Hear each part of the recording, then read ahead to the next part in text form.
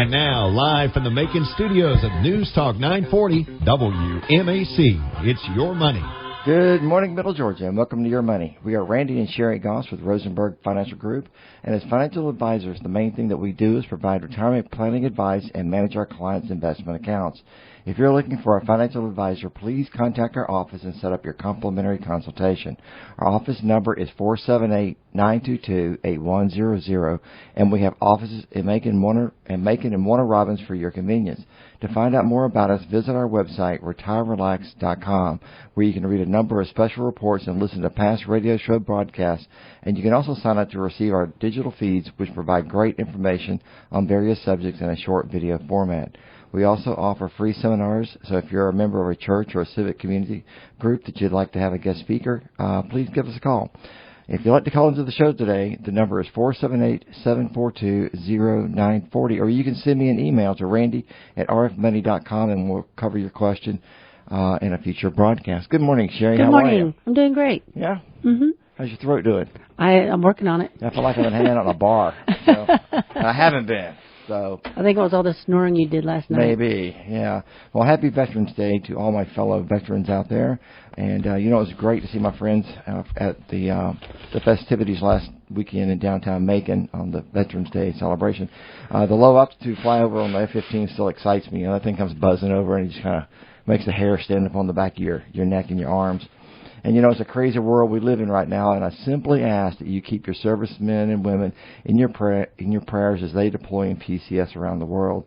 And, these young men and women, they don't do this alone. They're supported by a host of civilian employees and contractors, so please remember them, too.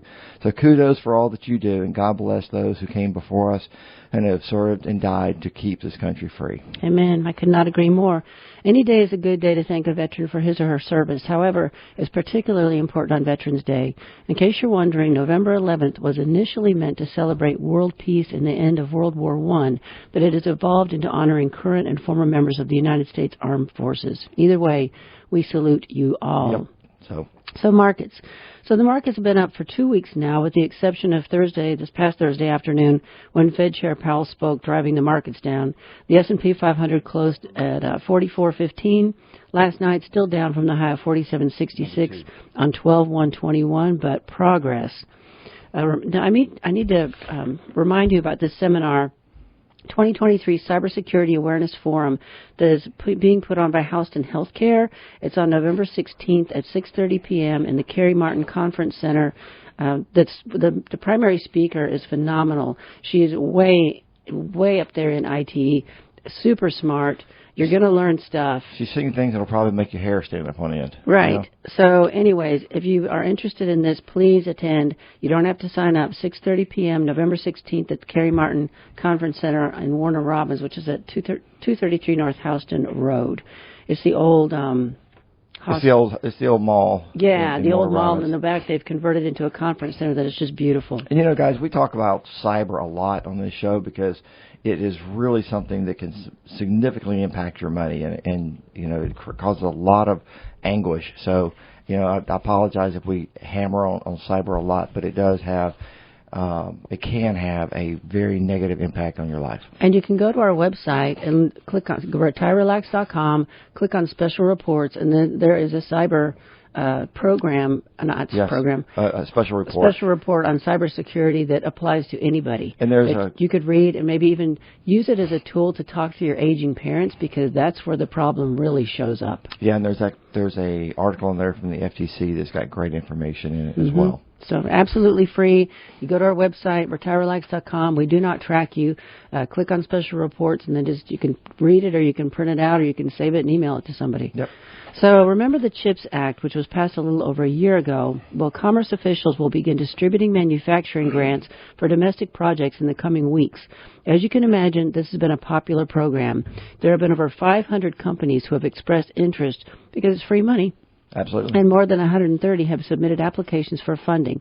$39 billion was set aside for manufacturing alone, so it'll be interesting to see which tech companies are the winners. Yeah, it'll be interesting to see how this will set the stage for the U.S. to become a leader for critical wafers and other chips on the global stage. And I think it's a pretty exciting program for the American technology sector. And it really negatively impacts China. Yeah, because they were the big producer, and hopefully we can replace them. And and I read yesterday that China is looking at ways to cut off the rare earth minerals that we need now. Yes. In retaliation to some of the other sanctions that we place on them. So it couldn't come at a better time. Right. So, anyway, as U.S. debt surges, Europe brings down its own, and they're bringing theirs under control. Throughout the COVID-19 pandemic and then Russia invasion of Ukraine, both U.S. and Europe borrowed heavily. Now, with those emergencies in the rearview mirror, a divergence has emerged. Even as the U.S. continues to let deficits continue to inflate, Europe's are on the track to narrow significantly.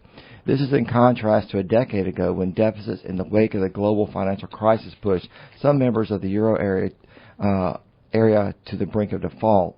The lessons of that episode, coupled with the Eurozone rules, have served to impose discipline on the European governments that now is entirely absent in the United States. Government bond yields have risen worldwide in the past month. While many factors are at play, including efforts by central banks to bring inflation back down, another key factor is the U.S. deficit. The U.S. government said last week that its deficit rose $1.7 trillion in the year ending on September 30th from $1.4 trillion a year earlier. But in Europe, it's a different picture. The International Monetary Fund, or IMF, expects the combined deficits of the Eurozone government to fall to 3.4% of the GDP this year to 2.7% in 2024. That's the right way to go. Right. Those countries that were in crisis a decade ago are expected to have much smaller budget gaps. In Greece, the deficit is forecast to fall to 1.6% of their GDP. That's practically a miracle because those people were bankrupt. They were. That's going to fall to 1.6% from 2.3% last year, while Portugal's is expected to fall to 0.2% of their GDP from 0.4%. Well, they're a small country too. Ireland is forecast to have a budget surplus for the second straight year. Italy and France, among others, continue to have deficits of roughly 5% of their GDP. If those forecasts turn out to be accurate, European governments will no longer be a leading driver of the increase of the world debt. The IMF estimates that government debts are set to rise by 1 percentage point of economic output over the coming years, but almost entirely due to the U.S. and China.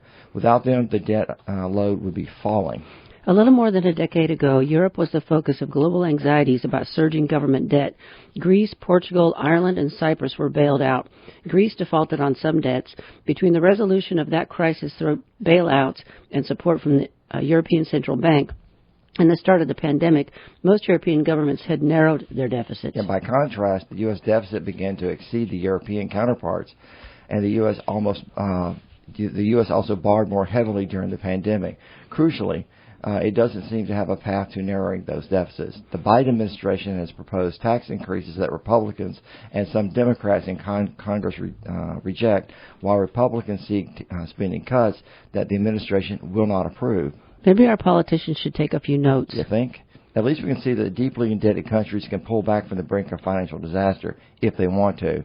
I believe we can, too, if we could just stop fighting each other. Agreed. Yep. So this next story you're going to think is out of left field, but I think it's really important. I do, too. It's about urinary tract infections. So before we get started on the topic of UTIs, I'd like to say that you may not think this is important to you, as I didn't. I didn't either. I was surprised at how little I knew about this and how quickly this could turn your world upside down.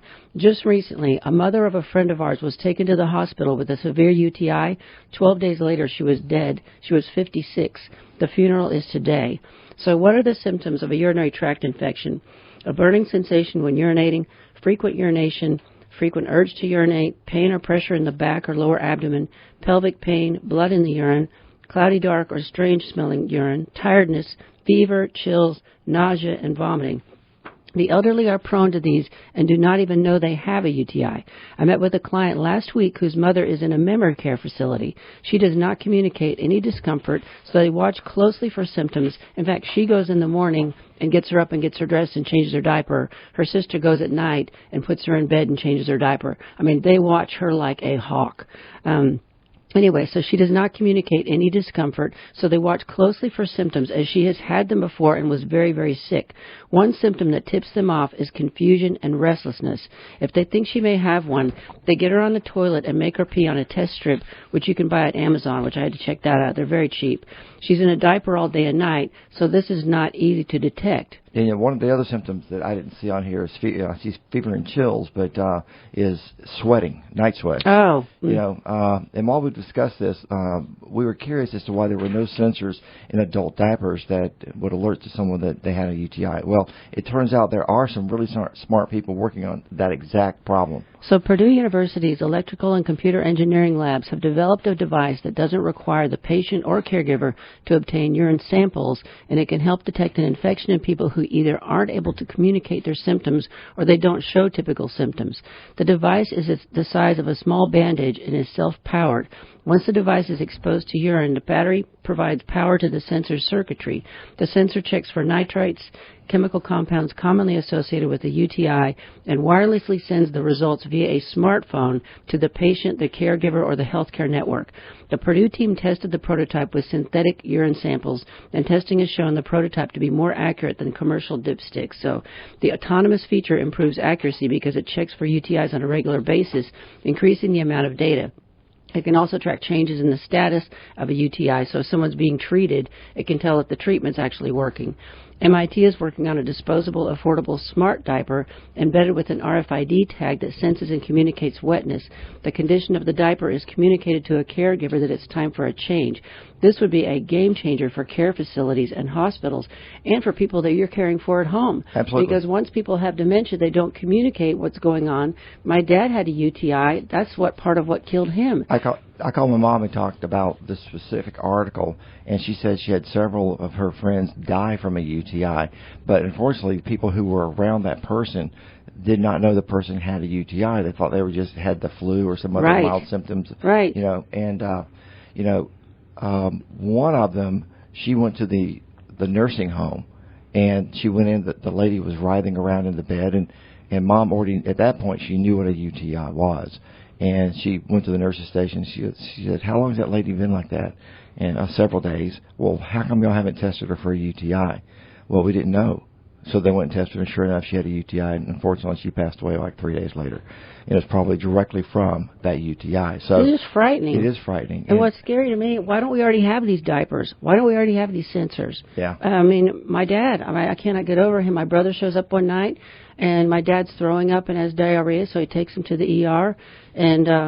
And turns out my dad had a sore throat, so he just quit eating and drinking, and he was super dehydrated. Right. Well, they started medicating him because they detected a UTI, and it killed him. Yeah. The medication, because he was so dehydrated, he was dead in 7 days. And in children, I read that this is the second most common ailment outside of ear infections. I find that amazing. Yeah. I never knew any of this. So, yeah. Anyways, if you're caring for aging parents or you have aging parents, talk to them about this and tell them how important it is at the very first initial onset of pain of any sort when you're urinating. Go to the doctor immediately. Don't mess around. Especially if you have parents who they're independent and they want to remain in their own home and autonomous outside of your home, not even under the same roof, even if it's in a separate part. So you've got to check on them and make sure that they're aware. Make sure you're aware of their cognitive abilities. If they're becoming a little bit diminished, you've got to check on them more often. Yeah. So, anyway, all right, enough of that one. Social Security has stepped in at this time. The Social Security Administration is trying to reclaim billions of dollars from the many of the nation's poorest and most vulnerable. Payments it sent to some now say that they should have never received. And according to a report by the Social Security Administration, during the 2022 fiscal year, the agency recovered $4.7 billion of overpayments, while another $21.6 billion remained outstanding. So I had a call from a client who is going through this right now. She just called me this week, which tipped me off to this whole concept. She just got the letter, and they gave her too large of a benefit, so it is their fault. She talked with 3 different people at Social Security while determining what her spousal benefit should be, and they all confirmed that they were telling her the right number. What they didn't take into consideration is her self-employment income somehow. Once she got the letter that she owed money back, she called Social Security, and the person told her that their people are just not trained enough. They didn't understand how to calculate a benefit for a person who was self-employed. So now they want to cut off her benefit for the next year. So she's figuring out and has her CPA involved and me involved on how to get this fixed, because it's a nightmare. Because, I mean, to have money that you believed was going to be coming in every month and then flip over to your own benefit later, and then all of a sudden they're cutting it off is a disaster for some people. Well, hey, at least they're trying to help her get this figured out, but good grief, what a horrible thing for them to go through. Although the Social Security Administration will not provide the exact numbers of the people impacted due to the overpayment, Jack Smulligan of the Urban Institute estimates that millions of people have received notices saying that the agency overpaid them. And don't ignore the notice, please. That's right, because you get this stuff in the mail all the time, and sometimes it just looks like the same old, your address is at whatever address, and, it hasn't changed. Read what you get in the mail from the Social Security Administration or the IRS. So, let's see here. Where was I? Most of the people receiving these letters are on disability, and many cannot afford to repay the government, according to Smulligan. Overpayments can result from Social Security making a mistake, from beneficiaries failing to comply with requirements, intentionally or otherwise, but much of the fault lies with the system itself. For example, rules are complex and hard to follow. Limits on what beneficiaries can save or own have not been adjusted for inflation in decades. The Social Security Administration does not have adequate staffing to keep up with its workload, much of which is done by hand. The system, which sounds a lot like the IRS, right, they're now beginning to update their behind. system. The system has built-in lags in checking information such as beneficiary income, and relies heavily on data submitted by beneficiaries themselves. At least that is a picture that emerges from agency employees, advocates for the disabled, policy research, Social Security Administration's own publication, reports by their own Inspector General, records of individual cases, and interviews with more than a dozen people in 5 states who received the repayment notices. Also, according to the Inspector General, the Social Security Administration is required to be a good steward of the money entrusted to it. That means keeping overpayments to a minimum and recovering them when they happen. When the agency determines it is overpaid, SSA can ultimately reclaim money from beneficiaries by, for instance, reducing or stopping their monthly benefit payment, garnishing wages, and even intercepting federal tax refunds. Yeah, the agency tracks its overpayments through quarterly payment integrity scorecards. In the most recent scorecard, one Social Security program, the agency said $265 million in overpayments in fiscal year 2022 were within agency control. In other words, the agency blamed itself. Now, $265 million is not a rounding error by any stretch. The average Social Security check in 2023 is $1,827, and $265 million. A $265 million error equals overpayments of just over 145,000 people. That's insane to me. To me, that borders on criminal negligence of government funds. Like they say, there are two sides to every coin, though. Another problem with overpayments comes from the beneficiary side of the equation, but that's a self-inflicted issue. When you're receiving Social Security benefits and you do not report information such as changes in wages or assets or disability status, and you continue to receive elevated benefits, then you will probably receive a letter at some point in the future demanding repayment of the benefits from the point in time that your income increases or other significant benefits related to the conditions improved or were eliminated. And the sad fact is that no matter why the increased checks were received, people start relying on those checks. And when the repayment demand letter arrives, it puts people into a panic because now they've become reliant on an increased income. That is true. So if you received a letter from the Social Security Administration and believe the overpayment was not your fault or would cause undue hardship, they ask that you contact the Social Security Administration to waive the repayment. It's just an application process, and it never hurts to ask. They can also negotiate to repay what is generally what is owed gradually. The National Disability Rights Network recommends that people who receive overpayment notices appeal because information in the notices may also be inaccurate. Most people know what they should receive each month. If the check or direct deposit you receive goes up or down dramatically, you should contact Social Security and ensure you're receiving the proper benefit. Yeah, you know, when I was in the military, that was one of the things that they harped on to the young airmen all the time is, you know, if your paycheck has a spike, you know your basic pay is published, so don't keep receiving it, because at some point the government's going to come back out and want the money back. And they're not going to say, we're going to set you up on a payment plan. You're going to end up with a very bare minimum in your next garnishment, and they're going to take it out as fast as possible. Yeah, so if you get a letter, don't ignore it, please. Yes. So the $2 million coal mine, this is just a cool story. This doesn't have anything to do with your money, but this is just really cool. The $2 million coal mine that might hold a $37 billion treasure. I just had to throw this in here for fun. 12 years ago, former Wall Street banker Randall Atkins bought an old coal mine outside Sheridan, Wyoming, sight unseen, for $2 million. He thought the mine might eke out a profit. Instead, Atkins recently learned it could bring a windfall. Several years ago, after Atkins bought the Brook mine, government researchers came around asking if they could run some tests to see if the ground contained something called rare earth elements. When Atkins acquired the mine, he says he didn't know the difference between rare earths and rare coins. When he got the test results, including some as recently as September, he says he was surprised and humbled. His sleepy mine contains what might be the largest so-called unconventional rare earth deposit in the United States, according to government researchers. And at current market prices, it could be worth around $37 billion. Atkins' company recently started extracting larger samples for more analysis. If the project proceeds as intended, it would be the first new rare earth mine in the U.S. since 1952. That is so cool. And just in time for China to cut us off from the rare earth minerals there. Right. The U.S. is racing to catch up on rare earth supplies with China, among other countries, as the minerals are in ever greater demand for a variety of uses, including electric vehicles and offshore wind turbines, which is a whole other story. In a move seen as retaliation against U.S. export restrictions, China recently limited the exports of two minerals, gallium and germanium, which I hope I'm pronouncing that right, which are used in semiconductors, missile systems, and solar cells. Though not rare earths, gallium and germanium were also found in the samples tested at Atkins site in Wyoming. Well, kudos what to a him. Score! Right. How good for America. Well, this guy was, he already owned. He was a land investor, and so somebody just happened to say, "Hey, are you interested in a mine?" And without blinking, goes, "Sure, what the heck? What's $2 million?" Anyway, where are we in the show today? We're already almost at halftime. All right, let's talk about labor shortages for a few seconds.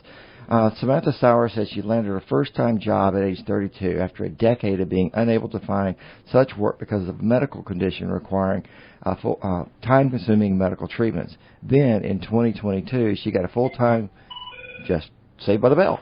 Good morning. You're on with Randy and Sherri. Oh, there you go. Good morning. You're on with Randy and Sherri. Good morning. How my favorite two couples doing today? Good morning, Perry. How are you? Hi there. This is Robin Jackson from Perry, Georgia. And you know what? I think people like paying taxes because, after all, in Houston County, it was 75% of the people saying, yes, just give Houston County a blank check for the school system. They didn't listen to you, did they? What now? They didn't listen to you, did they? They should. Then I probably should have said, vote yes for it, and then everybody would have voted no. So so now I'm going to go with the Social Security as far as I don't know how the system recognize that, but if a person dies, that should cut off Social Security. However, some families do not, I guess, report that the person have died and still continue to get those checks. And that's a disaster. It is. And one other thing, too, I think starting next year, the IRS, I guess this is election year promise, I guess what you want to call it, is that they're going to start cutting as far as the rate that the people have to pay. They'll be getting back more money. However, the government is already into much debt, and they should be trying to raise more money because you cut out the money that you already don't have enough of. You're going to put yourself into more of a deficit. Well, people are, because of inflation, people are they're kind of tight now. I think our government should go on a diet too. I think they should start cutting some of these programs that the Good Idea Fairy flew over and sprinkled the dust on their head. How about all these billboards on I-75 for stuff that you don't even need to look at? That's the first thing I'd want to cut. The PSA billboards, yeah. Yep. But yeah, I think the government needs to just quit spending. Because every time I turn around, our administration, and I'm not talking about just this one. I'm talking about all of them. It's $1 billion here, $1 billion there. It's like, come on. It's like we're not the world's piggy bank. That's right.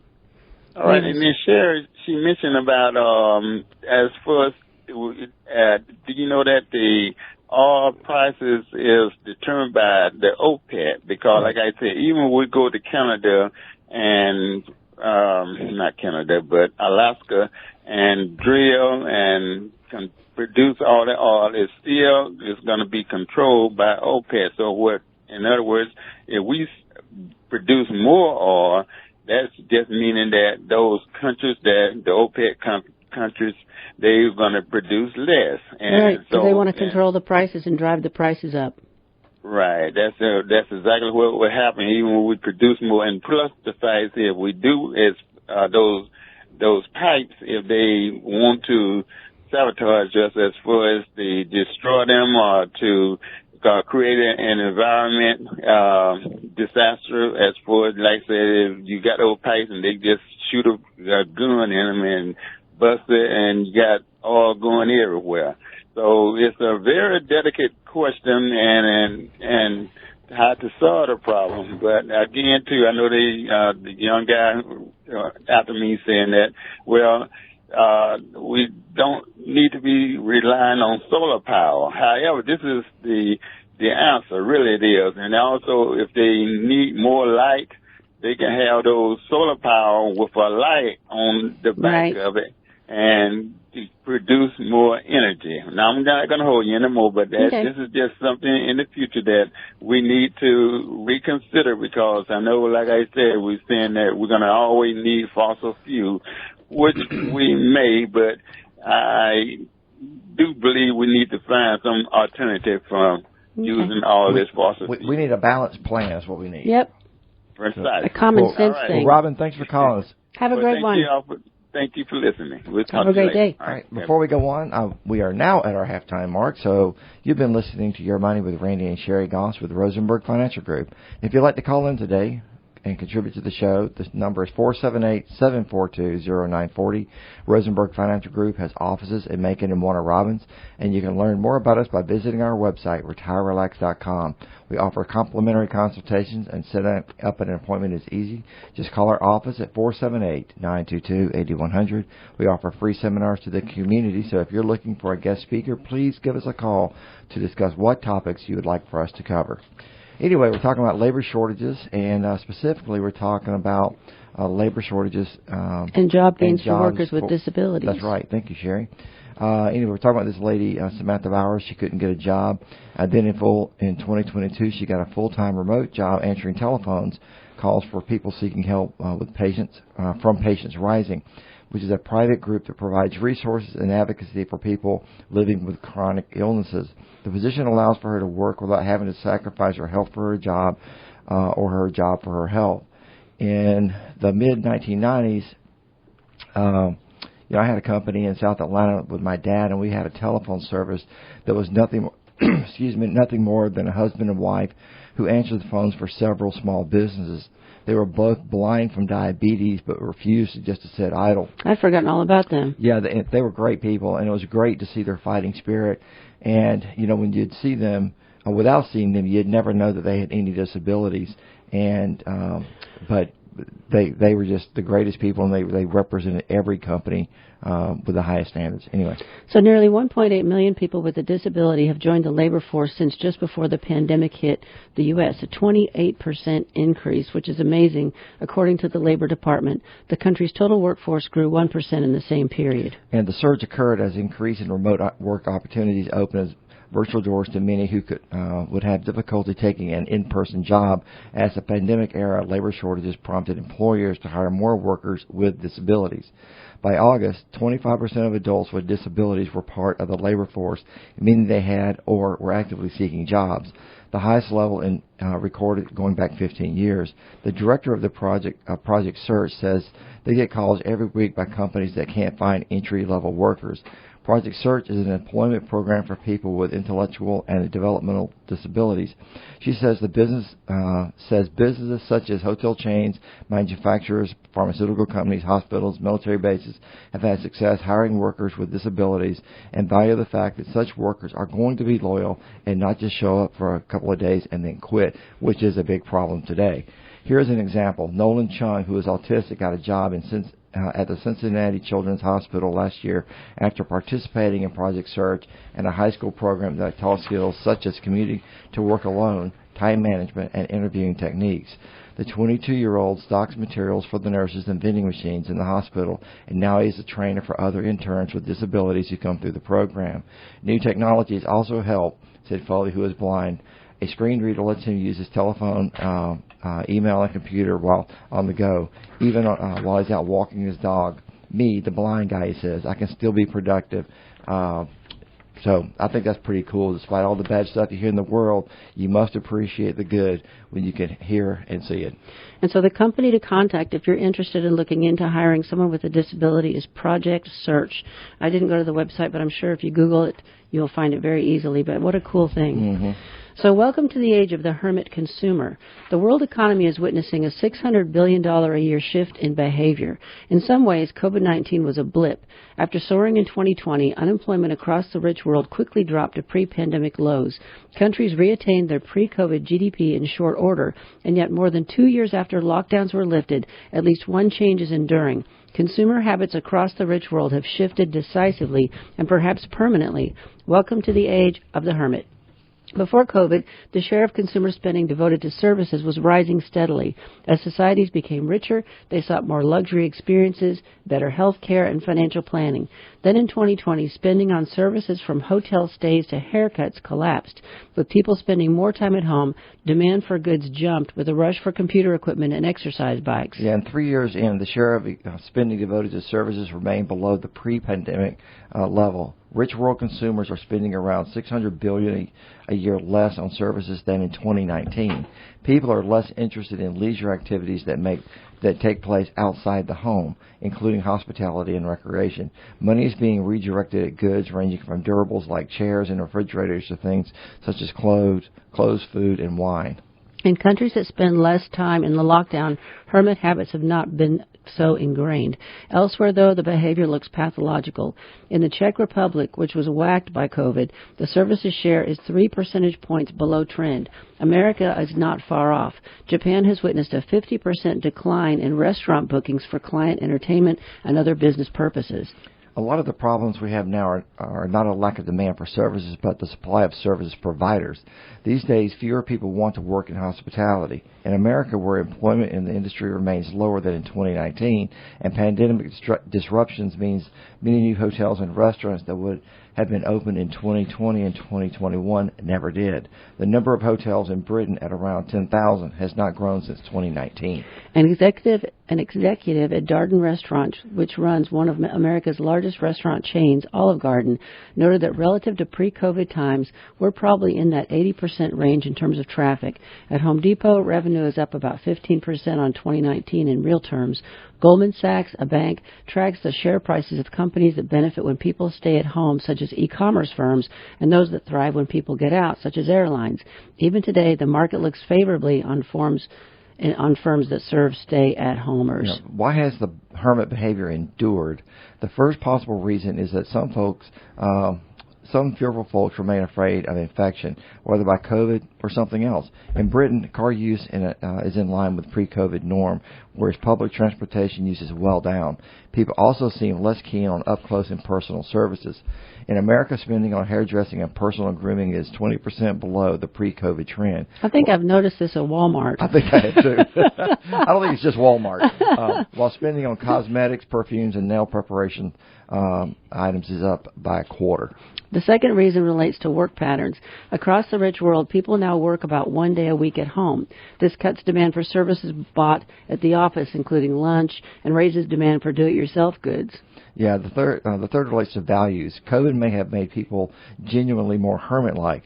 According to official data from America, the last year people slept 11 minutes more per day than in 2019. They also spent less on clubs that require memberships and other social activities, and more on solitary pursuits such as gardening and pets. Meanwhile, global online search for patience and a card game otherwise known as solitaire are running at about twice their pre-pandemic levels. COVID's biggest legacy, it seems, has been to pull people apart. So I will add that a lot of my older clients who used to travel a lot are done with it. In fact, I have one couple I met with this week, and they're going to do one trip, and that's it. They're getting older. They hate going to the airport. They hate dealing with the airport. They hate the jet lag. They hate, the whole thing. They're just done. Even the people that were big in cruises, they're done. And they'd rather go do something local or just meet a friend for dinner. But that's not because of the COVID, though, is it? It's just because we're aging. Getting older. Yeah. Our population is getting older, and I've seen a massive drop since COVID in the number of cruises and trips my clients go on. It's staggering, honestly. Yeah. Anyway, let's talk about millennials and how much money they're going to inherit. The federal gift and estate tax exclusion for 2024 is $14 million and change, up from the $12.92 million per individual in 2023. That's over $28 million for married couples. This means that a married couple in 2024 could collectively give up to $28 million during life or at death to their children or other intended non-spousal beneficiaries without incurring an estate or gift tax. Gifts in excess of the exemptions are subject to estate or gift tax at a rate of 40%. The IRS issued new revenue procedures in 2022 that enables a deceased person's estate to elect portability of their unused estate and gift tax exemptions for up to 5 years after death. You may be able to file an IRS Form 706, the U.S. Estate Generation Skipping Transfer, or GST, tax return to transfer your unused estate tax exclusion to yourself. So I had never heard of this. I hadn't either. I thought this was kind of a cool thing that the IRS had done, because usually when you lose something with the IRS, it's gone forever. Right. So anyway. So the focus of the article is that these millennials may inherit $68 trillion. Yep. It just depends on whether people spend it on care or not. That's the outlier. As you get older, do you need care? Are you going to downshift your home? What are your expenses going to go up? So they should not bank on inheriting all this money. That's right. Anyways, so saving more in a 401k can now boost your college financial aid. So this is something else that's brand new. I thought this is a great article, a great and very interesting. I only saw this one place. Faced with the gargantuan cost of higher education, Americans often have to choose between securing their children's future or their own. A new rule change makes it slightly easier to do both. Pre-tax contributions made to retirement accounts will no longer count as income in the formula that measures a family's ability to pay for college under changes to this year's free application for federal student aid, or FAFSA. The Education Department made the changes to simplify the form and ensure more aid goes to those who need it. Some families could save between $5,000 to over $10,000 on the cost of college each year, depending on their income. Paying for college and saving for retirement are two of the biggest financial challenges Americans face.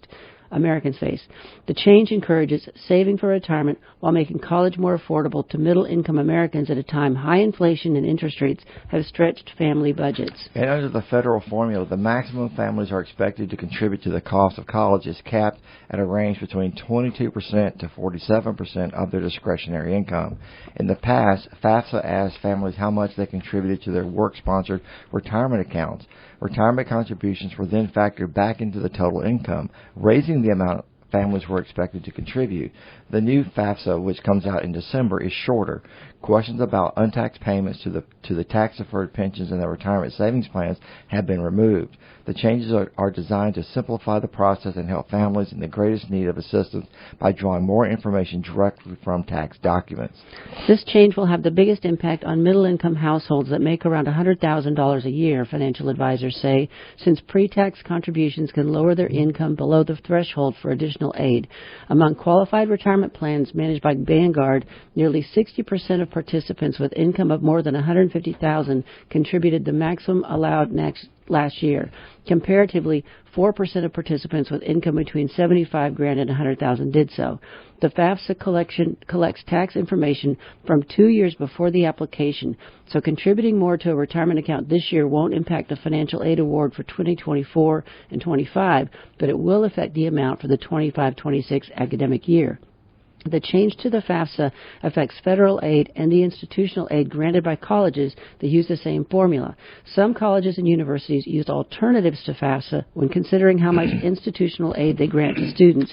Their formulas may still count retirement contributions as income, so it will pay to check out what formula the school your young adult will attend to determine what formula they use, so you can figure out how to plan for this. Yeah, and one of the big takeaways from this article is, everyone wants to help their kids save for college, but you've really got to make sure that you're taking care of yourself for your retired years, because those retired years can be rough if you don't have money set aside.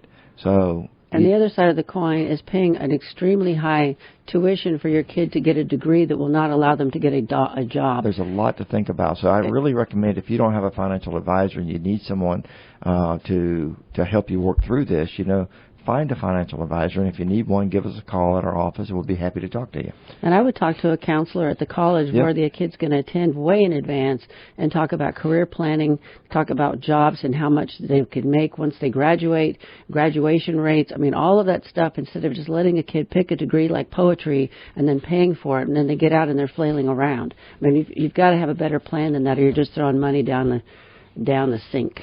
That's right. Anyway, there's a lot of information out there. You hear a lot of talk about everyone's information is all over the internet, but I've got a little tip here that you can use to find out if Google has your information on the website. So anyway, if you Google your name, your address, your phone number, you might be surprised by the number of results you see with your personal information. There's a hidden feature in Google that will alert you when it finds these results that will allow you to remove them. According to Statista, Google has about 83% of the search market and is way ahead of its competitors such as Microsoft Bing, Yahoo, or DuckDuckGo. That means if anyone is looking for your information on the internet, then chances are they're going to try to Google it first. This approach is different than just asking Google to remove private results. Instead, this feature proactively searches for your phone number, email, home address, and so forth, and then will alert you when it finds something. Then you can just tell Google to delete it from the search results. Note, Google doesn't remove your information from the internet, but it does scrub it from the Google search, and it makes it harder for people to find. Now, here's how you do it. Open up your web browser and type myactivity.google.com and then / results about you. Select results to review, choose get started, and then press next twice. And I'm not going to read the rest of this to you, but anyway, and then you're going to wait for the notifications from Google. And when you get one, you can choose to have Google remove it from the search results or opt to leave it, and that's up to you. The pro tip is if you've made any errors and you want to go back and edit it, just return to the Results About You page, and you can make the change, and that's it. And now I'm going to post this article next week on our Facebook page. So if you want this, just go out there and hit our Facebook page, and you should be able to find this. It'll be very easy to find. But or you can email Randy at rfmoney.com, and he can forward it to you. Yeah, that's a good way to do it, too. But that also give you a chance to see our Facebook page and all the other great things that we have posted there. So anyway, let's talk about Georgia property taxes. I received a request from a valued listener about property tax freezes for seniors, and the correct term is property tax valuation freezes. The Constitution of Georgia allows counties to enact local homestead exemptions.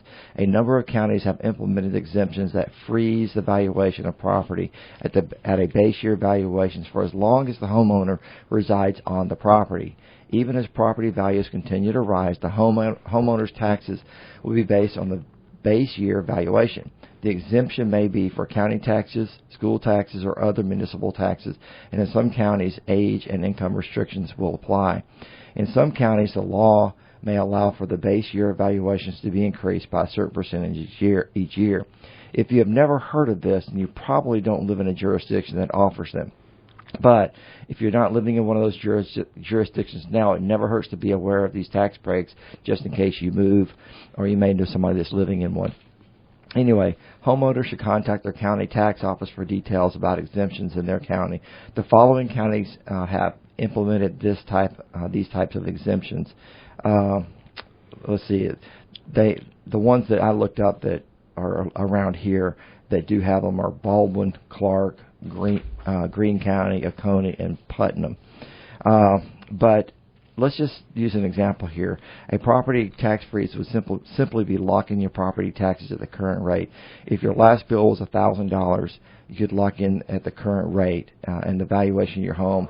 And if the valuation of your home increases by, to say, $1,500, you would still just pay $1,000. Now, a couple of administrative points here. First, this is just a broad brush answer, and every jurisdiction has their own version. Second, I could not call every county around here to see what they offer, so I encourage you to contact your friendly tax collector to investigate the tax breaks that might be available to you. I did talk to the Macon-Bibb County Tax Administrator and spoke directly with the tax assessor administrator, Wade McCord, who was absolutely wonderful to talk to, and he gave me some information. Let me pass that on to you right now. First, we don't have a freeze in Macon-Bibb County, but there is a homestead exemption for your primary residence, and that it doesn't matter. It's not based on your age. So if you own a home, you can get a $7,000 tax break on the amount of taxes you are required to pay on your primary residence. You must apply through the tax assessor's office, and if you sell your home and purchase another, you must reapply. There is a partial school tax exemption. If you are age 62 or older and your income is less than $10,000 annually, excluding Social Security or disability income, then you can apply for this, and you must apply with the tax assessor's office. And then there's an age and income, and that's for people who are 65 years or older with a reduced income. You can save another $4,000. Now, here's one that I had never heard, and Sherri had not heard of it either, and that's a solid waste exemption. This one, if you're indigent or you're disabled, you can save up to $240 per year, which is basically basic waste and water and waste pickup. Anyway, you have to apply through the tax assessor's offices, and military must be 100% disabled, and the disability side of it has to be recertified annually. So, what Mr. McCord told me, he goes, you know, if you think you're eligible for one of these exemptions, apply. Let them tell you no. Let them do the work to find out, whether it's valid for you or not. They're going to ask you for several pieces of information. Just provide it to them, and within a few weeks, you're going to get an answer. Anyway, but either way, no one enjoys getting a property tax bill. However, as a sophisticated homeowner, you should make sure that the amount that you're billed each year is accurate and that you're not overpaying. But what can you do to reduce your property tax burden? There are other methods to consider, including filing an appeal of the taxable value of your Georgia home, and also seeking any exemption you qualified for, which is like some of the ones I just talked about. The first method is available to all Georgia homeowners. The second depends on whether you and your home meet certain qualifications under the applicable tax regulations. If so, you can seek tax relief using both methods. Method 1, appeal the taxable value of your Georgia home. You might know that Georgia tax authorities compute property taxes by multiplying the home's taxable value by the applicable tax rate. To see how this works, consider this example. A 2-bedroom home in the suburbs of Macon, the assessor has placed the taxable value of $200,000 on the property. If the tax rate is 1%, the homeowner will owe $2,000 in property taxes. However, imagine as a homeowner that you believe, based on evidence, that the assessment is too high. You file an appeal with the supporting evidence, which is reviewed by the Board of Appeals. If approved, the valuation is reduced to, say, $150,000. Then you would owe $1,500. That's a savvy investor. So I've actually done this before at our old home in Warner Robins. Back during 2008, while we were going through a massive housing disaster and market downturn, I received our tax bill, and it was not lower, even though we knew our property value had gone down with the market. You have to fill out the form that comes with your tax bill and send it in to ask for a reassessment. I did, and then a county employee made an appointment to meet me at the house. He had already, when he got there, he was very professional. He had already looked up our property and comparable homes in our neighborhood and agreed with me. He sat at our kitchen table and lowered the valuation on their website immediately. It was super nice and professional. Yeah. So don't assume you're going to have a hard time with this. I was shocked at how great it went. It doesn't have to be an adversarial, interaction. Right. So to get in contact, and to get contact information for your tax assessor and information about the process for filing appeals, go to the Georgia Assessor's website and then click on the alphabetical list of the county names. The next thing is take advantage of all applicable Georgia property tax breaks. And talking to Mr. McCord, he was very open about telling me what I would be able to apply for myself. So it's just a matter of asking the questions. But from getting the standard exemption to getting these, if you're over a certain age or under a certain dollar income per year, then just ask the questions. And if you're a veteran, then if you're 100% disabled, there are certain, or blind, there are other exemptions for you as well. But although Georgia law was set statewide property tax rules, your local government handles the administration and levying of taxes. Contact your local tax assessor for complete details on property tax exemptions, and be sure to ask about any forms you need to complete and the deadline for filing these forms. In addition to the property tax, which is based on the assessed value of your home, your tax bill might include special assessments, including typically these are made to pay for neighborhood improvements, streets and paving and so forth. So check on those, and maybe there's a way you don't have to pay for some of those. So very good. So inflation causes the IRS to raise tax brackets, standard deductions by 5.4%. The IRS announced its annual inflation adjustments to federal income tax brackets for 2024 on Thursday, an increase that slightly outpaces the current inflation rate. This means some Americans will pay less in taxes. The standard deduction and the thresholds for each tax bracket are up 5.4%, the second largest adjustment in the last 3 decades after last year's 7.1% hike. The threshold for the top income tax bracket in 2024 will climb by nearly $40,000 next year for a married couple. The 37% income tax rate will apply to income above $731,000 for individuals. That top bracket will start at $609,000. Your effective tax rate will be lower than the top rate. That is because the first slice of income is taxed at 10%, the next slice at 12%, and so on. And this is something I use with people all the time. I'll have someone come in and they have an IRA, and they have the idea of taking $100,000 out of that IRA account and purchasing a lake house or a whatever, a camper, I don't know, whatever they want. And so I keep the rate sheet on my desk, and I show it to them and explain to them that of that $100,000, we first have to account for their income and what bracket they're already in, and then they had $100,000 of additional income, which IRA distributions count as ordinary income. Then it bumps them all the way up. In fact, my worst case scenario was a couple that came to me, and they were clients, and they wanted to pull out $250,000 in 1 year to buy a motorhome. And I showed them the rates, and they were basically going to give a third of the money to the IRS. I mean, I'm like, you do not want to do that. And so we set out a plan to pay for they would go ahead and buy the motorhome, but pay for it over a 4-year period, so they weren't taking these huge distributions. Yeah. So you have to be careful. And I was able to get all this information online. Yeah, and taking big distributions like that can mess up your Medicare and Social Security. Yes, yeah. Absolutely. So the standard deduction rises from $14,600 for individuals in tax year 2024, up from $13,800. I could go on and on about all of this stuff. Capital gains 0% rate. The income thresholds for paying capital gains tax has also indexed for inflation, so some taxpayers might want to sell appreciated stock when they can snag a 0% capital gains tax rate. For 2024, the 0 rate applies to filers with taxable incomes up to $47,000, joint filers with up to $94,000. So there's just an idea there. Estate and gift tax thresholds, we already talked about this earlier, but they are all going up.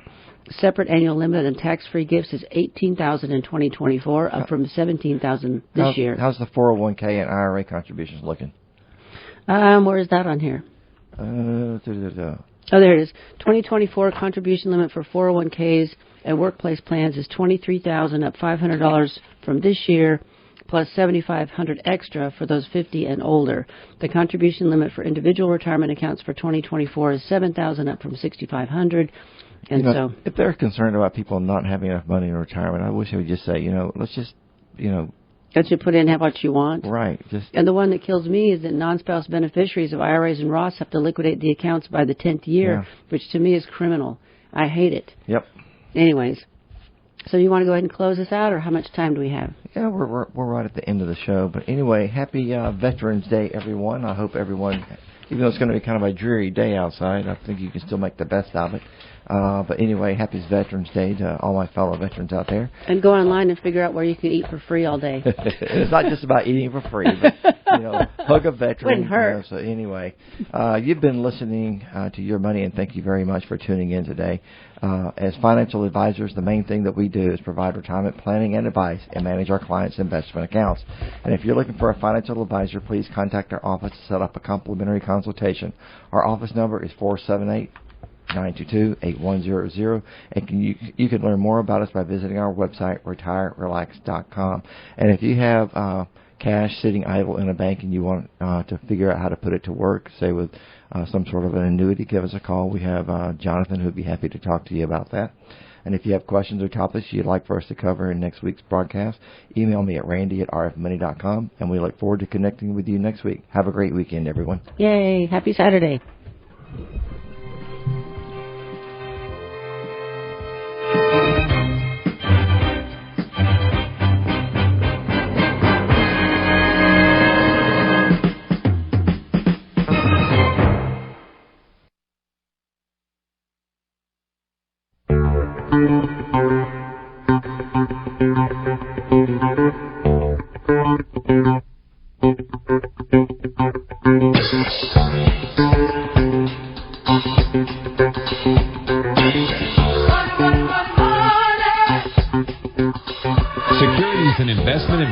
Services offered through Osaic Wealth Incorporated, member FINRA SIPC. Osaic Wealth is separately owned, and other entities and or marketing names, products, or services referenced here are independent of Osaic Wealth.